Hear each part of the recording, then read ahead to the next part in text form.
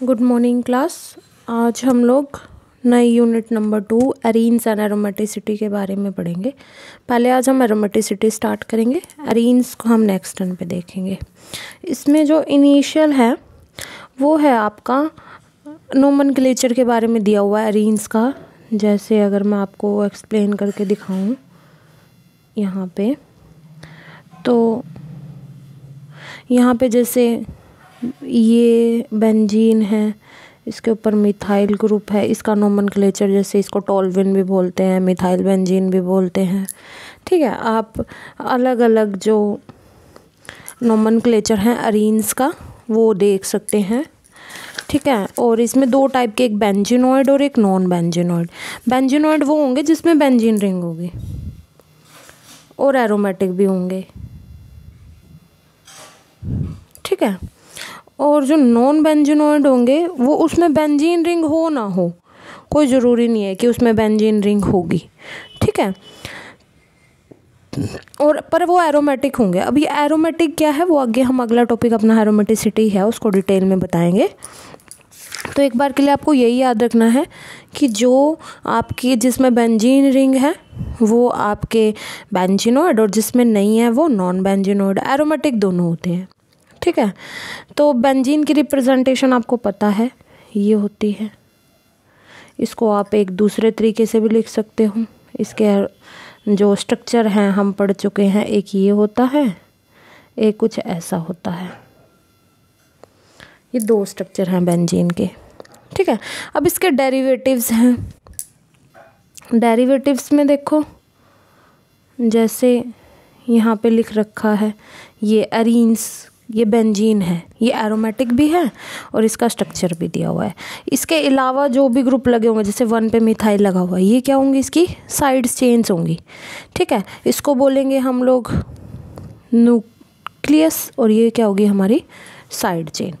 ठीक है, तो इस तरीके से आपका ये नोमेनक्लेचर दे रखा है इन्होंने। और ये नोमेनक्लेचर के कुछ एग्जांपल्स हैं। देखो यहाँ पे 1 ब्रोमो, यहाँ से बी पहले आता है इसलिए 1 इसको देंगे, 2 इसको देंगे, क्योंकि बी अल्फ़ाबेटिकली क्या आता है पहला। तो नाइट्रो और क्लोरो में से ऑब्वियसली क्लोरो को पहला नंबर, क्योंकि सी पहले आता है अल्फ़ाबेटिकली, 2 और ये 3। ठीक है, 1 क्लोरो 3 नाइट्रो। यहाँ पे मिथाइल और क्लोरो में से किसको पहला नंबर दे, देखो दो तरीके से कर रखा है। इसको तो तुम टोल्विन मान लो, इसका तो नाम हमें पता है टोलिन होता है। ठीक है, पर ये क्लोरो लगा हुआ है, क्लोरो तो टोल्विन वाले को तो अपन 1 देंगे, 2 3 और 4 5 और 6। ठीक है, तो क्योंकि वो साइड चेन है, नंबरिंग वहीं से शुरू करनी पड़ेगी साइड चेन से। क्यों, क्योंकि हम लोग क्या कर रहे हैं इसमें कि इसको एक टोल्विन पूरा ग्रुप मान रहे हैं कि क्लोरो। इसके अच्छा 3 तरह के आपको पता होगा। हम लोग अगर बात करें यहाँ पे देखते हैं कि मान लो एक तो ये है बेंजीन रिंग, एक ये है और एक ये है। ठीक है, इन पे एक एक सब्स्टिट्यूएंट लगा हुआ है तो कोई दिक्कत नहीं है। अगर इसके साथ ये लगा हुआ है दूसरी पोजीशन पे, इसको बोलते हैं ऑर्थो सब्स्टिट्यूएंट। अगर 4 पे लगा हुआ है, 3 पे सॉरी, तो ये मेटा बन जाता है। और अगर यहाँ लगा है तो ये क्या कहलाता है, पैरा। किसके रिस्पेक्ट में, इस ऊपर वाले के रिस्पेक्ट में। किसी एक को तो रिस्पेक्ट मानोगे ना, तो फर्स्ट वाले को रिस्पेक्ट मान के ऑर्थो, पैरा, मेटा 4 पोजीशंस होती है। हम लोग पढ़ भी चुके हैं, आपका रिवाइज भी हो गया। ठीक है, उसके बाद है नोमेनक्लेचर के, आपको रूल पता ही है। जो रूट है वो उसको बेंजीन मानोगे, मोनो सब्स्टिट्यूटेड है तो उसका नाम लिख दो, जैसे क्लोरोबेंजीन, फ्लोरोबेंजीन। ठीक है, अगर एक से ज़्यादा है तो नंबरिंग कर दोगे, और अगर कॉमन नेम से लेके चलोगे, जैसे इसको बोल सकते हो आप, ये वाला है, यहाँ पे CH3 है और यहाँ पे आपका, इसको दोबारा से ड्रॉ कर लेते हैं, ये आपकी बेंजीन है, ये CH3 है, यहाँ पे क्लोरो है।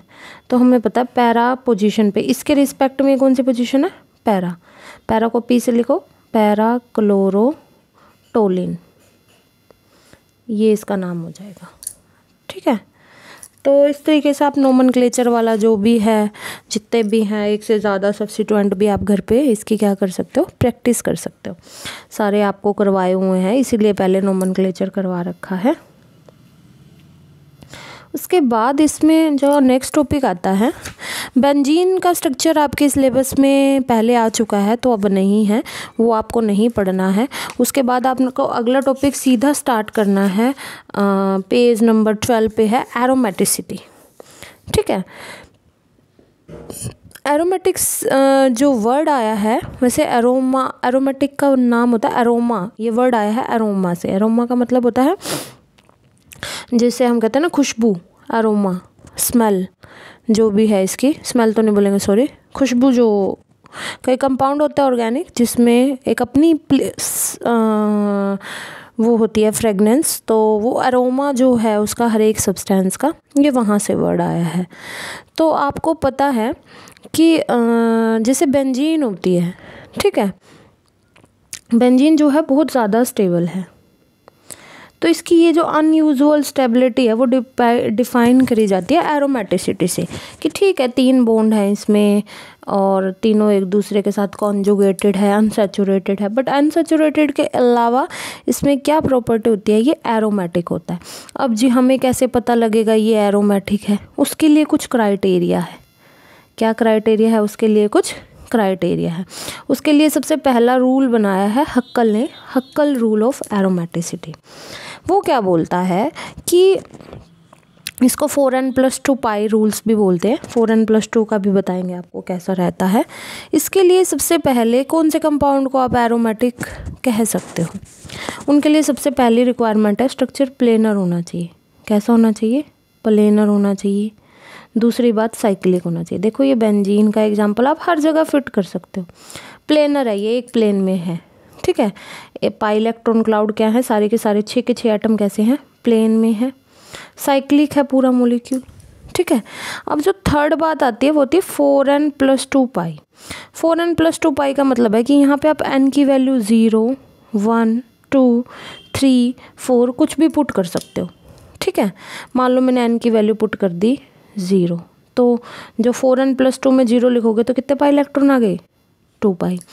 n की वैल्यू अगर मैंने 1 रख दी तो कितने पाई इलेक्ट्रॉन्स आ गए? 4 1+2 एंड 1+2 कितने आ गए? ये 6 पाई इलेक्ट्रॉन। मतलब ये जो पाई इलेक्ट्रॉन्स आ रहे हैं, जैसे यहाँ 6 आ गए, यहाँ 2 पाई आ गए, ऐसे ऐसे जैसे आप प्रोसीड करते जाओगे, बढ़ते जाएंगे। जैसे आप बेंजीन की बात करते हैं, इसमें हर एक पाई बॉन्ड में 2 इलेक्ट्रॉन, 2 यहाँ, 2 यहाँ, 2 यहाँ, कितने पाई इलेक्ट्रॉन्स हो गए? 6 पाई इलेक्ट्रॉन्स हो गए। ऐसे आपको काउंट करना है कि हर बॉन्ड में कितने पाई इलेक्ट्रॉन्स हैं? 2। तो ये 6 पाई इलेक्ट्रॉन हो गए। अब 6 पाई इलेक्ट्रॉन वाला 4n को फॉलो कर रहा है, बिल्कुल। अभी हमने निकाले थे, यहाँ 1 पुट कर दो तो क्या आ जाएगा? 6 पाई आ जाएगा। मतलब ये आपका रूल क्या हो रहा है? फॉलो हो रहा है, ठीक है। सभी में नहीं होगा, आपको देखना पड़ेगा, सब में काउंट करना पड़ेगा।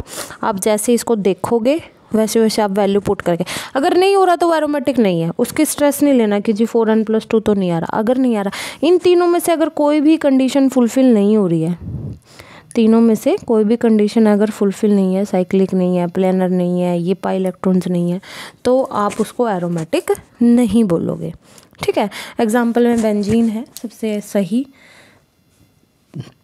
उसके बाद पिरिडीन भी है। ये पिरिडीन क्या होता है जी? ऐसा होता है, बेस होता है पिरिडीन, आपने पढ़ा भी होगा। इसमें ये जो लोन पेयर है ये पार्टिसिपेट नहीं करते, इनको काउंट नहीं करते। जो बेंजीन के अंदर है वही 6 पाई काउंट होंगे, ठीक है। पाइरोल जो है, पाइरोल का जो स्ट्रक्चर है,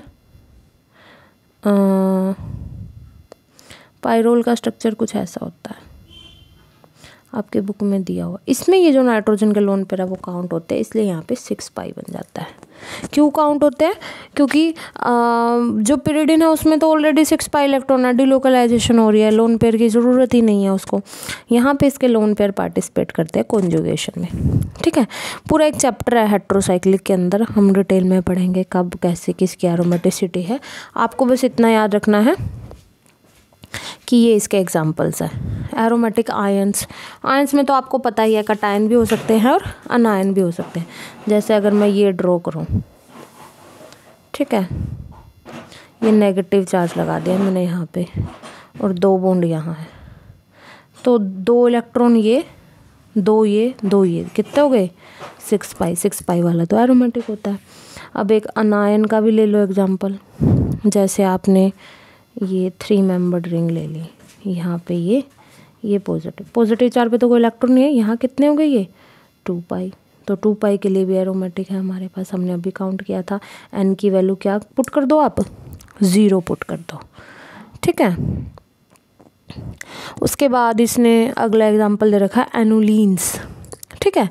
एनुलीन्स क्या होती हैं, ये मोनोसाइक्लिक कंपाउंड होते हैं जिनका जनरल फार्मूला होता है CH डबल बॉन्ड CH। इस तरह की यूनिट्स, एक से ज़्यादा n यूनिट्स हो सकती हैं इस तरह की, ठीक है। और इसको ऐसे भी बोल सकते हो आप कि ये कम्प्लीटली कॉन्जुगेटेड मोनोसाइक्लिक पोलीइन्स होती हैं जिसमें even number of carbon atom होंगे, ठीक है। इसमें क्या होगा, ऑलवेज इवन नंबर। जैसे ये आपकी एनुलीन है, 4 कार्बन एटम है, ठीक है। 4 एनुलीन बोलते हैं इसको, जितने कार्बन एटम उतना ही वही उसका नाम हो जाएगा 4 एनुलीन, ठीक है। अगर मैं आपको बोलूँ 18 एनुलीन बनाओ, क्या बनाओ 18 एनुलीन, मतलब 18 कार्बन एटम, तो आपको इस तरीके से यूं कुछ ऐसे काउंट करके आप इसकी 18 एनुलीन बना सकते हो, ठीक है। आपकी बुक में दे भी रखा है। तो ये एनुलीन्स के एग्जाम्पल हो गए, ठीक है। अब अपना नेक्स्ट टॉपिक है, ठीक है जी, आपने बता दिया एरोमेटिक क्या होते हैं। अब क्या अकेले एरोमेटिक, जो एरोमेटिक नहीं है वो, उनको आप कैसे एक्सप्लेन करोगे। अब क्या क्राइटेरिया है एरोमेटिक, एंटी एरोमेटिक और नॉन एरोमेटिक के लिए। 3 टाइप के कंपाउंड में हम इनको कैटेगराइज करते हैं। जो एरोमेटिक है उसके लिए तो हमने देख लिया कि आपका 4n+2 रूल फॉलो होना चाहिए, साइक्लिक होना चाहिए। और देखो इसने सबस्ट्रेट में ले लिया 1,3,5 हेक्साट्राईन, पर ये साइक्लिक नहीं है। इसमें से इसने 2 प्रोटॉन निकाल दी, 2 प्रोटॉन निकलते ही क्या बन गया, आपकी बेंजीन बन गई, ठीक है। जैसे ही बेंजीन बनी ये क्या बन गया, एरोमेटिक, ठीक है। ये इसने बताया कि ए साइक्लिक से साइक्लिक कंपाउंड में क्या चेंज हो गया, ये एरोमेटिक में। ऐसे ही पेंटाडाइल वाले में भी 6 पाई इलेक्ट्रॉन क्लाउड तो है बट साइक्लिक नहीं है। नेक्स्ट में 2 प्रोटोन निकालते ही क्या बन गया, ये साइक्लिक बन गया, ठीक है। तो एरोमेटिक का क्राइटेरिया वही है, सिंगल आपका तीनों साइक्लिक कॉन्जुगेटेड और 4n+2 वाला रूल जो है वो फॉलो होना चाहिए। अब एंटी को कैसे डिफाइन करोगे, एंटी में बाकी सारी कंडीशंस फॉलो होती हैं, साइक्लिक भी होता है वो, प्लेनर भी होता है, बट वहाँ पे 4n+2 था, यहाँ पे 4n इलेक्ट्रॉन्स होंगे। n की जगह 0, 1, 2, 0 तो नहीं रख सकते, फिर तो इलेक्ट्रॉन ही नहीं है। n की वैल्यू यहाँ पे क्या पॉसिबल है, 1, 2। अगर 1 रखे तो कितने पाई इलेक्ट्रॉन्स हो गए, 2 ये, 2 ये, कितने हो गए 4 पाई। जिसमें 4n इलेक्ट्रॉन्स होंगे वो क्या कहलाएंगे, आपके एंटो एरोमेटिक। इसमें साइक्लिक, प्लेनर वो दोनों कंडीशंस होंगी, बट आपके क्या नहीं होंगे, एक 4n+2 वाला रूल फॉलो नहीं होगा। अब अगला है नॉन एरोमेटिक। नॉन एरोमेटिक में आपका क्या होगा, जो तीनों में से एक कंडीशंस है, जैसे हो सकता है कि वो प्लेनर ना हो, ठीक है। जैसे ये जो 8 मेंबर्ड वाली रिंग है ना, ये वाली, ये प्लेनर नहीं है, ये टब शेप है।